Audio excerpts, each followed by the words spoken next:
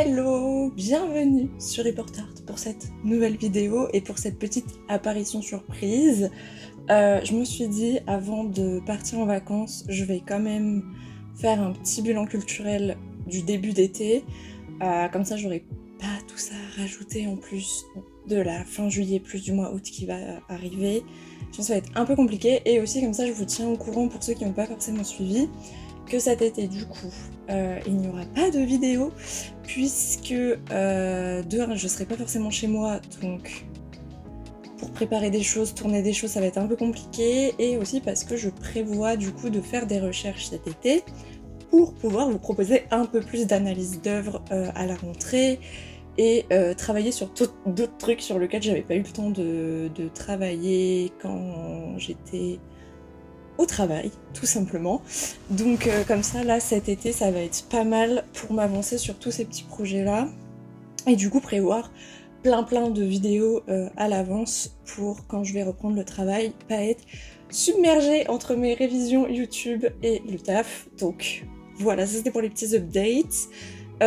Pour ceux qui me suivent par rapport au concours, donc je l'ai passé. Je reviendrai dessus, je pense quand j'aurai les résultats, je sais pas quand on va les avoir, mais je voulais vous prévenir que pour l'édition de 2025, ils ont décidé de garder les écrits en juillet et non plus fin août. Voilà, je tenais quand même à le préciser, surtout si vous comptez prévoir un an complet de révision. Ça sera début juillet pour la session de 2025 pour les écrits et les oraux seront avancés en octobre, alors qu'habituellement c'était fin août et les oraux en novembre. Pour mon cas cette année, je ne pense pas, enfin pour la session 2024 du coup, je pense pas avoir réussi les écrits. En même temps un peu compliqué, parce que comme j'ai commencé à être active dans le monde du travail, un peu compliqué de gérer tout ça. Normalement l'année prochaine on va voir, mais j'aurai peut-être la possibilité d'avoir des aménagements avec mon taf pour que j'ai au moins une journée pour réviser en fait. Voilà. Donc je pense que c'est tout pour les updates, je crois que j'avais rien d'autre à ajouter. Donc on va pouvoir passer au bilan culturel et commencer par les films. Ces derniers mois, comme je savais qu'il y avait Vice Versa 2 qui allait sortir, et que mon copain n'avait jamais vu Vice Versa, on en a profité pour re-regarder le Vice Versa 1, qui est du coup un film Pixar, me semble-t-il, où on est dans la tête d'une pré-ado, et où, comment dire, chaque émotion est personnifiée en deux, chaque émotion est personnifiée, et du coup on voit un petit peu comment ça fonctionne dans la tête, etc.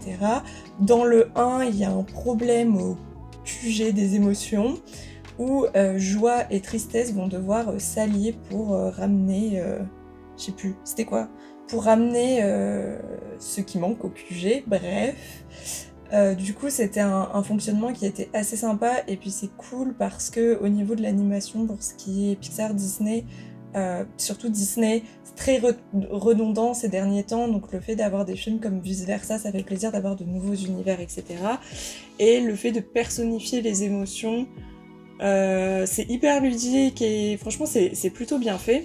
Et du coup dans le Vice Versa 2, on est toujours avec on est toujours avec la même jeune préadolescente qui là est dans sa phase adolescente, elle a je crois juste un an de plus, quelque chose comme ça. Et là, elle va découvrir des émotions un peu plus complexes. Donc au QG, ça déménage.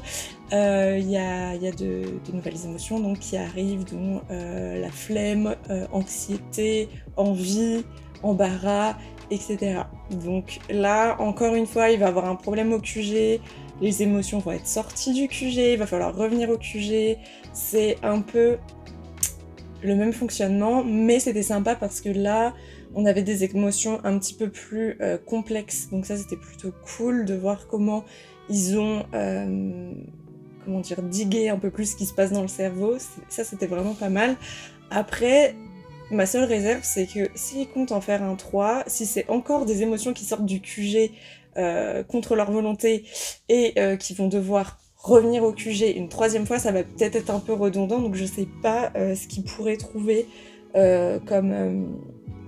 comme fonctionnement pour le 3, mais en tout cas c'était très sympa à voir et franchement, franchement, anxiété m'a beaucoup parlé. C'était anxiété ou angoisse, je ne sais plus, mais ça m'a bien parlé. Je me suis dit ouais, il y a des moments, mon petit personnage aussi il a dû s'agiter dans mon cerveau, mais ouais non franchement c'est très sympa à voir et voilà. Globalement j'ai pas grand chose à dire hein, sur ces films là. Ensuite, je suis allée voir Le Comte de Monte-Cristo, qui est donc un film qui reprend l'histoire d'Alexandre Dumas. Donc, je n'ai pas lu le livre, donc je peux pas vous dire si c'est une bonne adaptation par rapport au livre. Cependant, je savais que c'était quand même une énorme pavasse et que je me disais en film, je sais pas comment ils vont réussir à faire tout rentrer, parce que je connais quand même dans les grandes lignes, on va dire, et je savais pas comment ils allaient tout faire rentrer dans un film, et je trouve qu'ils ont réussi, du moins pour une personne qui n'a pas lu le livre, je trouve qu'ils ont plutôt bien réussi, parce qu'il y a pas mal de sauts temporels, etc., qui restent clairs, il y a des plans magnifiques, les costumes magnifiques, les bâtiments magnifiques. Il y a d'ailleurs l'hôtel de la Paiva dans le film que j'ai reconnu tout de suite, évidemment, et qui est juste un hôtel particulier de la Paiva qui est magnifique. Bref, l'histoire, j'ai bien aimé, c'est une histoire de vengeance. Nous avons un pauvre...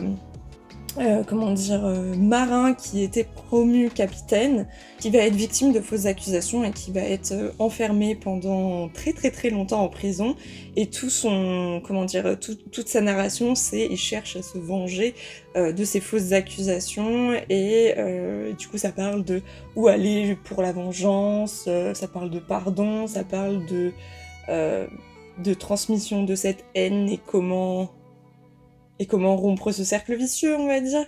Mais en tout cas, très très sympa, et j'aime bien un peu cette vague qu'il y a de films historiques ou d'adaptations de livres un peu KPP ou de livres ouais, un peu avec des histoires historique, je sais plus m'exprimer, ça fait très longtemps que je n'ai pas filmé et vraiment, l'expression orale est devenue un peu une cata, je n'ai plus d'entraînement.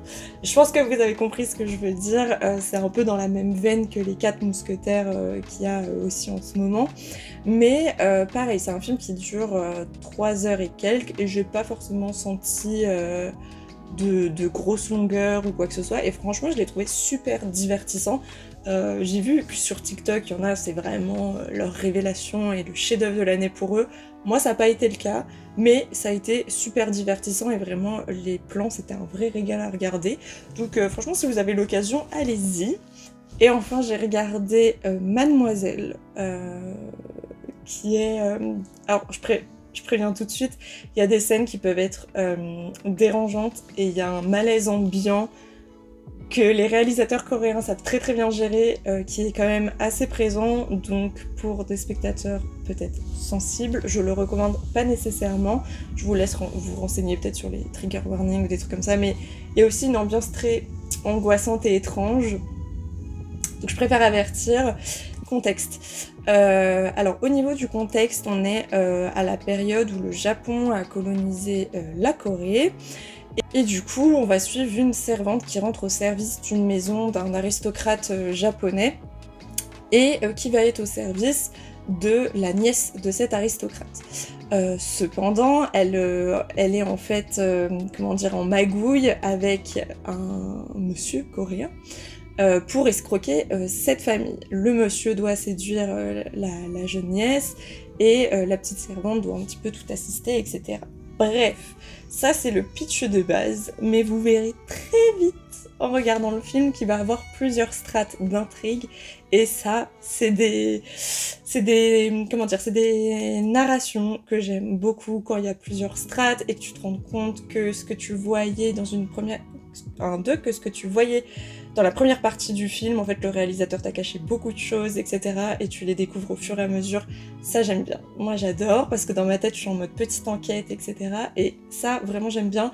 C'est un peu le même fonctionnement que les différents strates que vous avez pu peut-être voir avec le film Parasite. C'est un peu le même fonctionnement.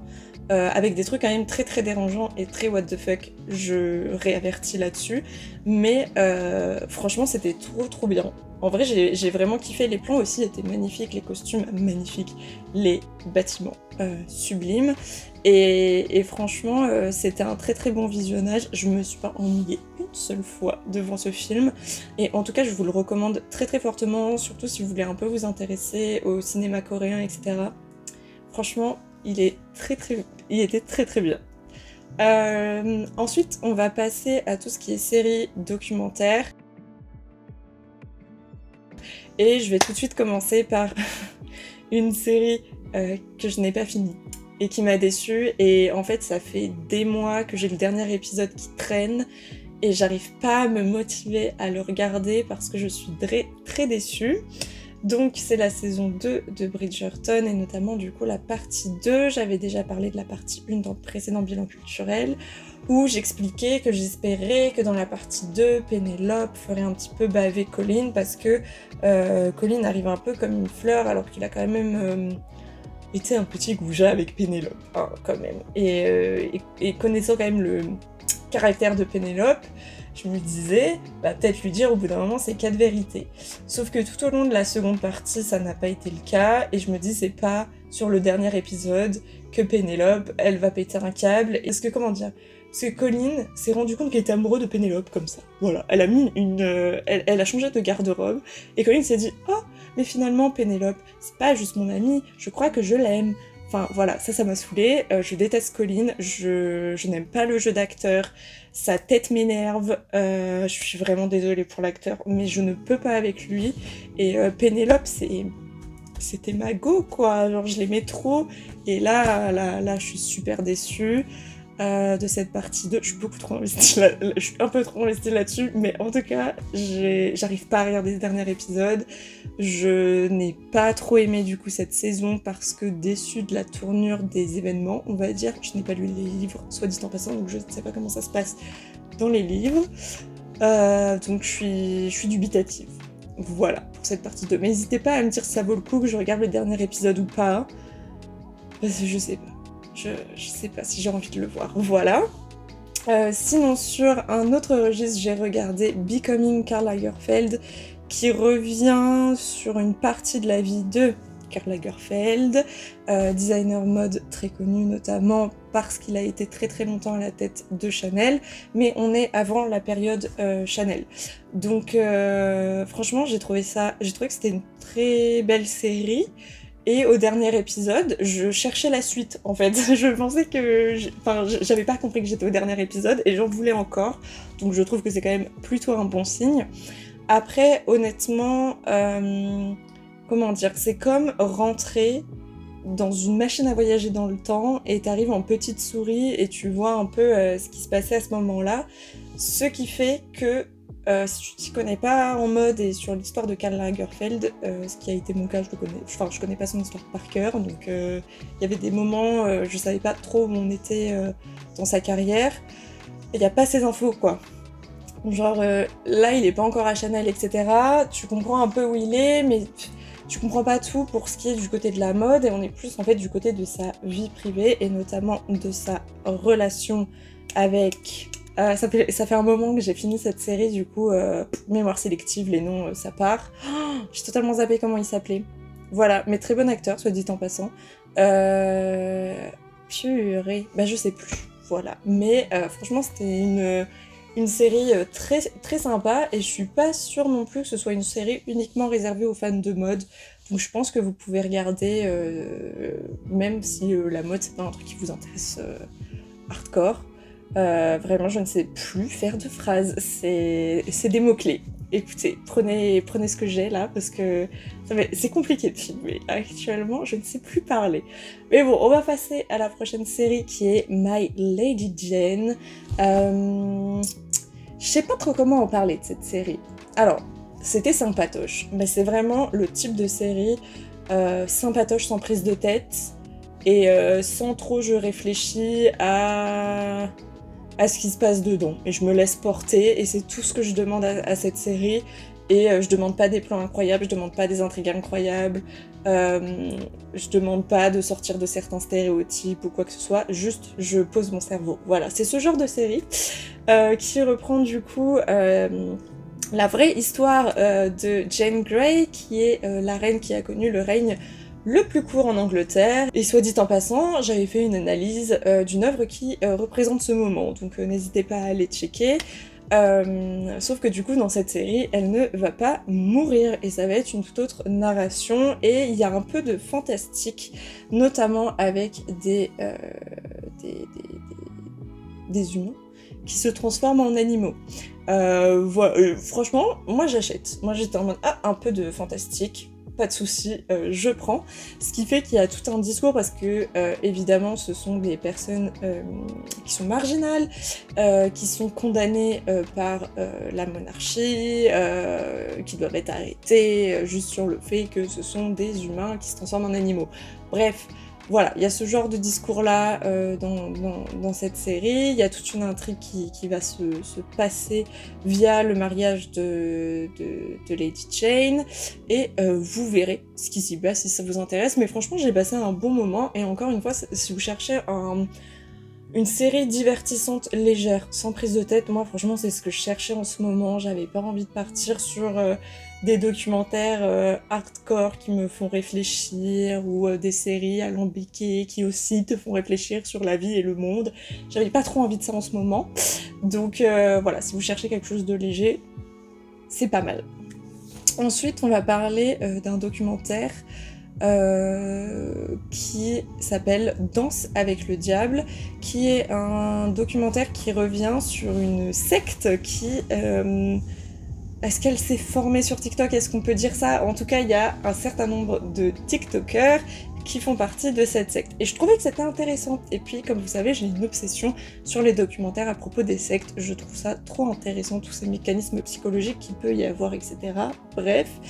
Et du coup, ça m'a un peu plus choquée parce que habituellement, quand je regarde des documentaires sur les sectes, c'est des personnes que tu n'as jamais vues, que tu connais pas du tout, etc. Que là, je me suis dit, tiens, il y a certains danseurs qui font partie de cette secte que j'ai déjà vu sur ma For You page. Très bizarre. Et du coup, ouais, ça a fait un petit sentiment bizarre où je me suis dit, ah ok, ouais, bah je vois très bien qui c'est, d'accord, ok, super. Et du coup, ce sont des danseurs. Du coup, ce sont donc des danseurs qui sont sur TikTok, qui sont dans une secte, hein, qui profitent du business plan TikTok et qui profitent de ces personnes pour gagner énormément d'argent. Voilà, mais ça je vous laisse aller voir le documentaire, c'est le classique... c'est comment dire, un fonctionnement classique de secte, mais au niveau numérique. Et comme d'habitude, on se rend compte que le gars à la tête de tout ça a fait des trucs pas nets avant, etc. Enfin, en vrai, un peu la chanson habituelle pour ce genre de cas. Mais voilà, si c'est des trucs qui vous intéressent, allez-y. Et enfin, là ça va être une émission, j'ai regardé la dernière saison de Nouvelle École, comme à peu près la moitié du monde, la France. Alors, cette saison, je l'ai beaucoup plus appréciée. Je me souviens que la première saison, j'avais bien aimé, mais sans plus, parce qu'il y avait l'effet nouveauté, l'effet j'ai envie de voir ce que ça donne, etc. La deuxième saison, je n'avais pas full accroché, je crois que j'avais abandonné au milieu. Parce que je crois que c'était un peu la réalisation qui me... Je sais pas, je vibais pas avec cette saison-là. Et cette troisième saison avec un nouveau jury, je trouve ça beaucoup mieux. Je trouve que là, on a un jury qui est peut-être... Enfin, du moins, on comprend un peu mieux leurs critiques. Les critiques sont plus développées aussi, ce que j'aime bien. Les candidats ont plus de temps pour préparer certaines épreuves, ce qui, du coup, renforce quand même pas mal la qualité des prestations. Donc, en vrai, j'ai bien aimé. Je ne vous dirai pas qui est le gagnant au cas où vous n'avez pas vu la saison, évidemment. Mais franchement, il y a des participants que j'ai beaucoup aimé et que là, je stream actuellement dans mes oreilles, donc écoutez, si vous cherchez aussi de nouvelles recommandations son et de nouveaux artistes, n'hésitez pas à faire un tour sur ce genre d'émission et après à aller diguer un petit peu les titres de chacune. Voilà. Ensuite, pour ce dernier chapitre, oui, petit point, visite culturelle, etc. Je vais pas en parler là parce que du coup, en juin, j'étais une semaine en Corse. Du coup, qui dit je vais en dehors de Paris, en dehors de la métropole, dit généralement petit vlog culturel. Donc je vais essayer de vous monter tout ça pour vous parler un petit peu de la Corse autour de Bastia, Corte, etc. Donc ça c'est à suivre et je parle pas du coup des visites de musée que j'ai fait là-bas. Donc on va pouvoir passer au bouquin. Je vais commencer par parler des Aventuriers de la mer parce que le tome que je dois aborder juste après c'est un tome 2, donc comme ça si vous l'avez pas vu vous pourrez passer la vidéo, enfin vous pourrez, voilà, je vous spoilerai pas comme ça. Donc les Aventuriers de la mer, qui est ma collègue qui m'a chaudement recommandé cette saga, parce que je cherchais un truc avec des pirates, je sais pas, un peu de la mer, des bateaux, tout ça, enfin bref, l'été quoi, un petit peu. Et du coup elle m'a dit, il faut absolument que tu lises les Aventuriers de la mer, c'est un univers incroyable, avec des personnages genre super bien développés, etc.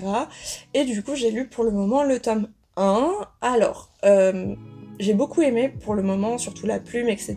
Il y a quand même des descriptions assez cool. Sur un tome 1, on se rend quand même déjà compte de l'ambiance qu'il y a dans les différentes villes de l'univers, même si je sais que je n'en ai vu peut-être que 1%. Bref, on commence à sentir le caractère des différents personnages, etc. Donc, les Aventuriers de la mer, on va suivre plusieurs personnages, mais généralement les pitchs se concentrent autour du personnage d'Althea, qui est une fille d'un grand marchand dans la ville où elle a grandi. Et son père, grand marchand, en fait, a un bateau familial depuis quelques générations, qui est fait en bois sorcier, qui est un bois magique, qui, à partir d'un certain temps, le bateau va s'éveiller, et en fait, il va être comme vivant, comme un personnage vivant, notamment la figure de proue du bateau parle, est dotée de connaissances, d'une conscience, etc. Et ce personnage, ce bateau, est lié au sang de la famille qui a commandé ce navire. C'est des navires qui sont extrêmement rares, le bois sorcier, il n'y en a pas partout, c'est pas n'importe qui peut construire ce type de bateau, etc. Donc il y a déjà tout un enjeu autour de ce bateau-là. Le problème, c'est que le père d'Althea est très malade et il va bientôt décéder, donc il y a toute une question autour de la succession de ce bateau, sauf que dans la bataille de succession, il y a le beau-fils il y a le beau-fils de la famille qui est marié du coup à la sœur d'Althea, qui est un homme qui a déjà de l'expérience en bateau, qui a pris un peu les rênes du navire pendant que le père d'Althea, lui, était alité, etc. Et du coup, ça serait potentiellement lui l'héritier, enfin du moins hérité. C'est compliqué à résumer, donner le bateau à sa sœur parce qu'il faut que ça reste dans la famille et ça soit toujours lié au sang de la famille, pour que ce soit... il s'appelle Kyle, je crois qu'il s'appelle Kyle. Oui, je crois qu'il s'appelle Kyle, ce monsieur. Pour que ce soit, du coup, Kyle qui dirige le bateau, etc. Sauf que Althea, ce bateau, c'est la prunelle de ses yeux, elle sent qu'elle a une connexion avec ce bateau, et elle veut pas correspondre aussi aux stéréotypes de genre de sa société et de son monde. Elle a pas envie de se marier, elle, ce qu'elle veut, c'est être sur ce bateau, explorer le monde, être une grande navigatrice et une grande marchande, bla bla bla bla bla bla bla. Donc ça c'est le pitch pour elle, mais on va aussi découvrir d'autres personnages, notamment le fils de Kyle, qui va devoir répondre à des attentes de son père qui ne correspondent pas à ce qu'il a envie de faire, donc je sens que ça va diguer sur la relation père-fils, sur le fait aussi qu'ils correspondent pas au code de la virilité. Mais bref, je sens que là, je m'éparpille déjà parce qu'en fait, il y a il y a tellement de choses juste dans un bouquin que c'est compliqué de tout résumer. Mais j'espère que c'était à peu près clair. Et vraiment, bref, faudrait que je me recentre et que je réapprenne à correctement expliquer les choses. Mais bon, c'est déjà ça. Et du coup, ce tome 1, c'est vraiment une introduction au monde qui va s'ouvrir à nous sur les prochains tomes. Donc, je dirais que c'est peut-être un peu ça le point négatif, c'est que pour moi, il m'a manqué un peu d'action. Parce qu'on est vraiment au début de Je le sens, une grande aventure qui risque très très fortement de me plaire. Mais du coup, c'est un peu introductif. Mais en même temps, je ne peux que comprendre que ce tome soit fait de cette façon, parce qu'on sent qu'il y a un monde extrêmement riche qui a été développé et qu'il faut, il faut poser toutes ses bases avant de partir à l'aventure, quoi, globalement. Mais en tout cas, c'est une saga qui, pour l'instant, franchement, je suis trop emballée. Si vous avez des retours aussi à me faire là-dessus, si vous l'avez déjà lu, ou si vous cherchez, du coup, des bouquins un peu piraterie, etc., bah, je vous conseille. Franchement, je sens que ça va être très très cool, et la plume est cool aussi, et j'ai appris un peu de vocabulaire naval, ma foi. C'est toujours bien d'apprendre du vocabulaire, donc voilà. Et du coup, le deuxième livre que je voulais aborder, c'est La Reine Traîtresse, qui est du coup la suite du Pont des Tempêtes. C'est le tome 2. Pour ceux qui sont sur TikTok, je pense que vous devez souvent voir ce jaspage-là, qui est quand même assez populaire. Bref, j'ai pas acheté le tome 2 parce que en fait, je pense que je vais l'acheter pour avoir les deux ensemble au moins, mais c'est vrai que je le trouve un peu moins beau, et sinon je l'avais emprunté à la bibliothèque, donc très bon plan les bibliothèques, soit dit en passant. Donc voilà, donc si vous n'avez pas lu le tome 1 et que vous comptez lire le tome 1, skippez jusqu'au timecode, parce que évidemment, comme c'est un tome 2, je vais spoiler ce qui s'est passé dans le tome 1. Bref, donc on va retrouver nos deux personnages, Aren et Lara. On va surtout retrouver Lara qui est au bout de sa vie parce qu'elle s'est fait expulser du royaume d'Itikana. Les noms, ça va être compliqué. Et Aren, lui, est prisonnier à Maridrina. Maridrina? Est-ce que c'est ça? Maridrina, purée, j'ai retenu les noms. Pour une fois, grand miracle. Du coup, forcément, bon, comment expliquer? C'est un tome 2. C'est un tome 2 où on sait très bien ce qui va se passer. Aren est emprisonné, ce qui veut dire qu'il va falloir le délivrer. Ce qui est cool, c'est quand même on a l'introduction des sœurs de Lara qui vont l'aider dans cette quête. Mais je sais pas. En fait, j'ai trouvé, même si on voyait les personnages souffrir, galérer à certains moments, être dans des états vraiment cata ou frôler la mort, j'ai trouvé que c'était quand même un peu simple parce que en fait c'est une histoire pour ce qui est de ce couple-là qui se fait sur 2 tomes. Du coup, il y a des choses qui sont passées un petit peu vite ou des facilités scénaristiques qui sont un peu faciles. Après, personnellement, je m'y attendais un petit peu parce que je me disais en 2 tomes, genre, enfin, évidemment, on va avoir des raccourcis et des facilités, c'est obligé. Et aussi, j'ai remarqué que comme je commençais à lire un peu plus, etc., mes goûts et mes attentes se développaient aussi. Donc, pour ce qui était de ce bouquin-là, je me disais, je sais que je vais passer un bon moment et je crois que c'est tout ce que je demande. C'est qu'il y ait une résolution des problèmes, d'avoir une histoire sympathique, mais je demande peut-être pas à ce type de bouquin de me construire un bête d'univers avec des intrigues politiques super complexes, etc. Il n'y a rien de très complexe, tout se devine très vite quand même. Ce qui est peut-être un peu intéressant, et je pense que je lirai quand même, c'est que pour ce qui va être du tome 3, on va suivre d'autres personnages et leur intrigue est un petit peu énoncée dans ce tome 2. Et effectivement, ça a l'air sympa. J'ai envie de voir ce qui va se passer, évidemment. C'est le genre de livre où tu tournes les pages très très vite et t'as envie de savoir quand même la suite, ça marche très très bien. Mais, comment dire? Franchement, je l'ai trouvé très sympa, j'ai passé un bon moment, etc. Je suis contente de la fin, même si évidemment j'ai pas été surprise. J'ai envie un peu de savoir ce qui va se passer pour la suite, mais c'est pas un livre que je mettrais au niveau des Aventuriers de la mer, par exemple. Je sais pas si vous voyez ce que je veux dire.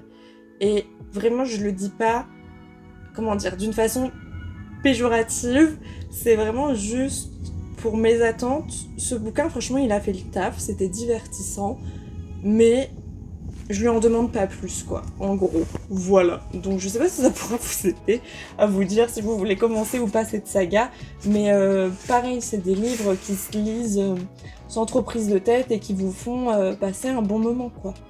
Voilà. Ce qui est quand même déjà super cool.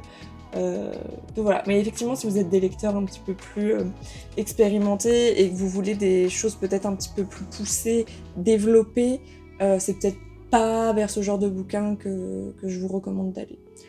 Voilà, et je crois que j'ai fini, donc je vais aller monter ça le plus vite possible pour vous poster ça en petite surprise cette semaine, j'espère pouvoir la sortir très vite. Donc nous, on se retrouvera potentiellement à la rentrée. Je sais pas si je posterai dernière semaine d'août ou première semaine de septembre, je ne sais pas encore. Je vous tiendrai, je pense, au courant sur Instagram. Moi, cette semaine, je vais fuir Paris et les JO.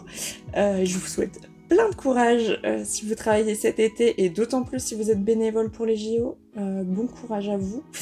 Et bonnes vacances pour ceux qui partent, évidemment. Nous, on se retrouvera donc à la rentrée. Salut!